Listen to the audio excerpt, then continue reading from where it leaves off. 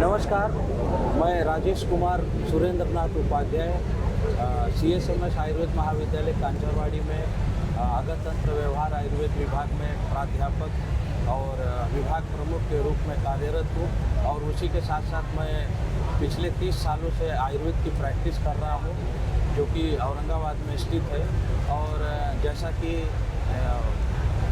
Chandu pharmaceuticals के तरफ से ये हमारा इंटरव्यू ले रहे हैं, तो उसमें मैं ये बताना चाहूँगा कि हमारे आयुर्वेद के बारे में ख़ास तौर से मैं बच्चों की भी प्रैक्टिस करता हूँ।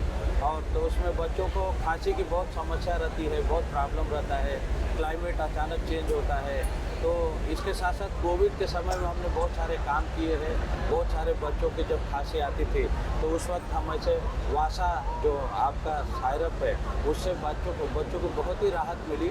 और कुछ ऐसी चीज़ें थी कि वो प्रिपेयर करना फिर बच्चों को देना, तो उससे अच्छा कि जो आपका प्रिपेयर वासा सायरप है वो हमने बच्चों को दिया और उससे काफ़ी फ़ायदा हुआ। तो वो मेरे एक हेल्थ के हिसाब से जब पेशेंट हम देखते हैं तो ये चीज़ें कहीं ना कहीं अनुभव मायने रखता है कि आपके अनुभव कौन सा काम कर जाता है और वहाँ से बहुत अच्छा होता है।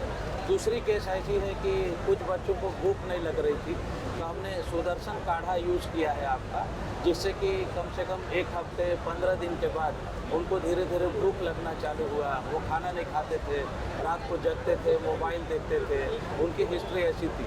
लेकिन हमने जैसे वो दवाइयाँ चालू किया वैसे वैसे इम्प्रूवमेंट हुआ और भूख लगी उनको, और भूख लगने के बाद वो खाना अच्छी तरीके से खाए और उनकी सेहत आज बहुत अच्छी है। तो मेरा यही मानना है कि अगर आपकी अग्नि प्रदीप्त है, भूख अगर अच्छी आपको लगती है तो बहुत अच्छा आपका शरीर स्वस्थ रह सकता है, बहुत अच्छी आप लंबी उम्र हो सकती है। तो बहुत कुछ डिपेंड करता है कि आपके शरीर की अग्नि कैसे है। तो अग्नि की चिकित्सा अगर हम करते हैं तो व्यक्ति स्वस्थ रह सकता है।